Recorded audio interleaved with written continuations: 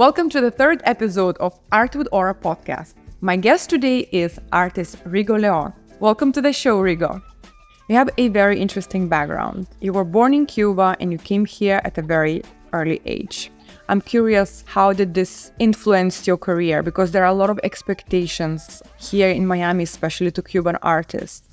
I was born and raised in Havana. I came to Miami when I was 16 years old. I'm 42 now. So it's been here for a little bit. Somehow, my family and myself, we were always involved in art or something similar. My mom was a model, and also she was an architect, by trade, but she never actually did anything related to that.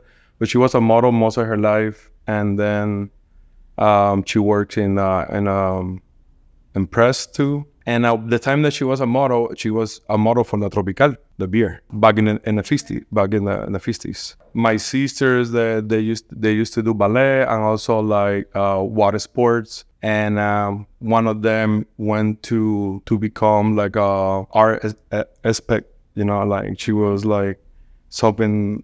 Art was like part of her daily life, the people that she was related to. But also the funny thing is sports and art was always related. I swim for 14 years. All my sisters, they used to swim or doing ballet. And then since I was 9 years old, I was always painting. I got inspired by what I used to live is close to the ocean and the fauna of the area, but also by local art.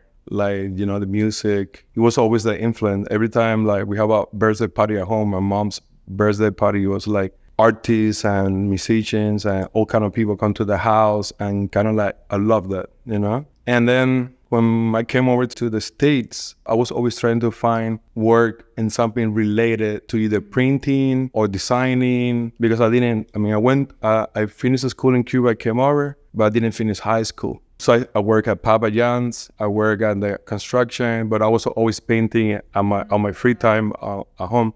And then I started meeting Cuban artists that live in Miami, that they went to school, and they kind of took me under the wing. They saw something in me. And then little by little, I started working on different companies, but always with that nostalgia of Cuba, of the people. It took me 20 years to go back. So all those 20 years, I kind of had to switch my brain a little bit, because when I went to look, not only for those artists that helped me out, but when I tried to bring my art to the audience, it was kind of hard at the beginning because I wasn't painting nothing related to Cuba.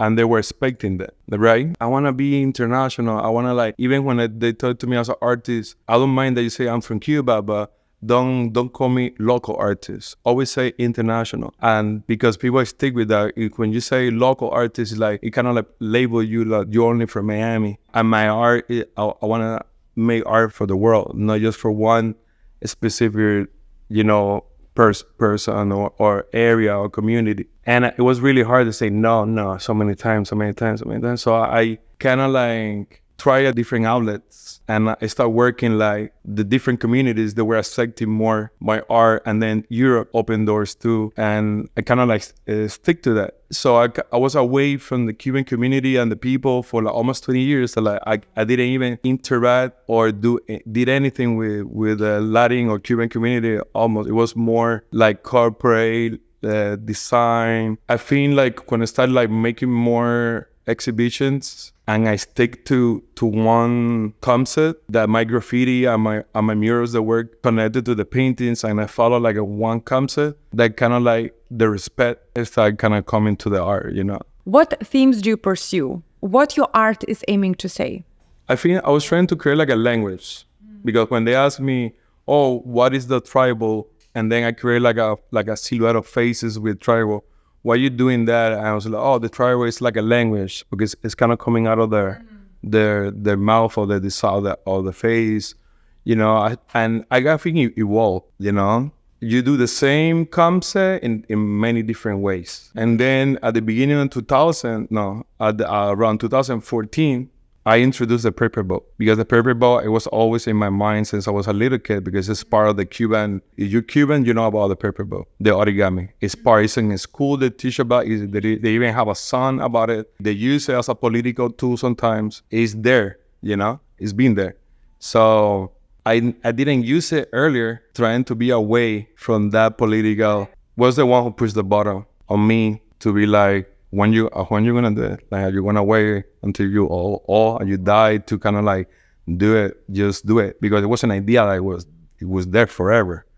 It's tattooed on me and everything. So it's something I wanna do. So I push it and I started putting the paper boat. I knew how important the paper boat was when I collabed with McDonald's, and they called me to. It was the first time ever that like McDonald's like collaborate with a visual artist like me to create like a McDonald's different to any other McDonald's ever, And it's the first time on their brand, 50-something years that they've been open. And it's the first time they do it with an artist and as an immigrant. So it was super cool to be able to do that. But in the first design, I didn't include the paper boat or any other elements of the paper plane or any of the origamis, right? And then they got back to me. It's like, no, where's the paper boat? They asked for it. Like, no, you need to put the paper boat. This is you. This is just about like, just do you. And I was like, wow. You do a lot of collaborations. Let's talk about some of the most exciting collaborations.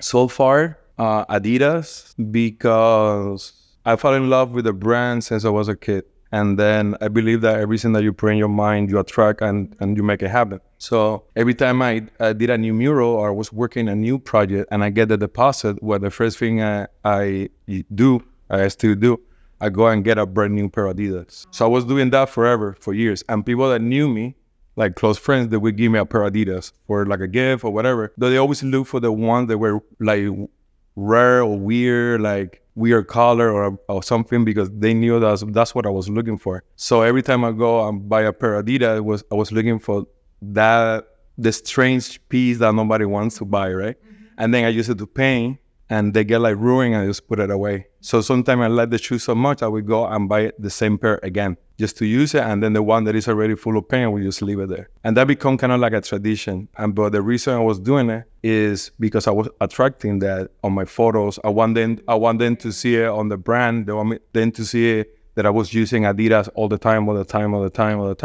To the point that the day that I got the email, the connection to work with them, to the collaboration, and I went to the meeting, the first thing I said was like, I knew it. Like I knew this day where we come. And they were like, what the hell? Talking about, like, don't worry about it, like it was very personal. And when Messi got involved into the collaboration, by the way, I haven't met him yet, but when he got involved in the collaboration, even that he's so big and we love his career, for me Adidas was more important. Mm-hmm. Because with Messi I can do a collaboration one day, but with Adidas it was for me like a lifetime thing, like something longer. And hopefully we're going to continue working, and the shoes that I designed, I've been working on, they're going to come out for the public to get on the stores. That's the ultimate. What's your dream project? I want to collab with Metallica, something like that. Yeah, I think I'm close to that. What collaborations are you currently working on? I usually work in more than 5 or 6 projects at the same time. So it's hard to tell you exactly what I'm working on, because I kind of like, I'm designing a bowling alley for New York that is gonna be 2-story big, so it's a lot of designing goes to that. But I already doing one for California and stuff, so that's something that I had to do every day, kind of like, because they're sending me more places to design. And what I do with those projects, like I need to get into like what is New York about, what's elements of New York, and then I put my art into it, but using like elements for each location specifically, right? I'm designing a coffee shop in Sunny Isles. Everything is black and white and blue. So that one, I've been a month working back on or more with them, back and forth on the designs. Once that they approve it, then I go and start painting. That is hand painted. If you could live with just one piece of artwork, and it doesn't have to be yours, what would it be? Dali, whatever. Right. Doesn't care, like a napkin. Who were your biggest artistic influences? Mendive. He's a Cuban artist. He's very old. His name is Mendive. He's still alive. Mm-hmm. And I met him and I spent time with him. And that was a blessing. And his doctor, the reason that happened is because his doctor, like personal doctor, was my doctor when I was a child in Cuba. So he found me that I become an artist, and he loved my art. And he told me, I'm Mendivez's doctor. I was like, no, he's beyond Cuba and beyond anything. Like his paintings go for $30,000, $40,000, $50,000, even while he was living in Cuba. He go in and out. Like he's protected by United Nations and everything. So he's good.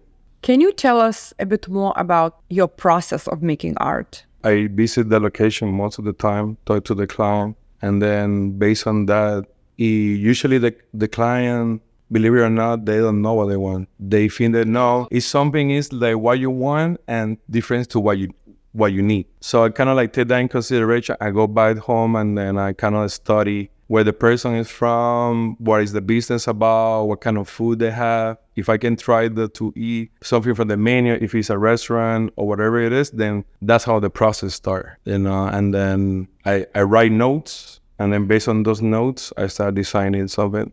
Choosing to become an artist is a difficult choice. It's a difficult path in life. Did you ever have a moment where you doubted this choice entirely? I knew it since I was 9 years old. But my first love was, I love music, but my first love was music. So I started like a little band when I was like a teenager, and then the art was always there, painting. I did like kind of like the cover of the album, and then kind of like I have an idea the day that we should do this. And then I love theater. So I don't mind painting one day and then kind of like directing a movie maybe, or doing like play. I think art is so open. It's a universe. What role does the artist have in a society, in your opinion? Everything is art. Everything that we look around, the clothes you're wearing, the microphone, the camera was designed and created by the artist. So the life is art. Everything we're wearing, every single detail is art. Life is art. Okay, that's my favorite question. If you knew you could steal one painting from the gallery or the museum, and you knew you would never be caught, what would you steal? It would be something out of like the pyramids of Egypt or something. Something really meaningful. No, not even a value as a diamond or any of that, or gold. Something like, hold something in your hand and your possession that, like that, I think. Something that big,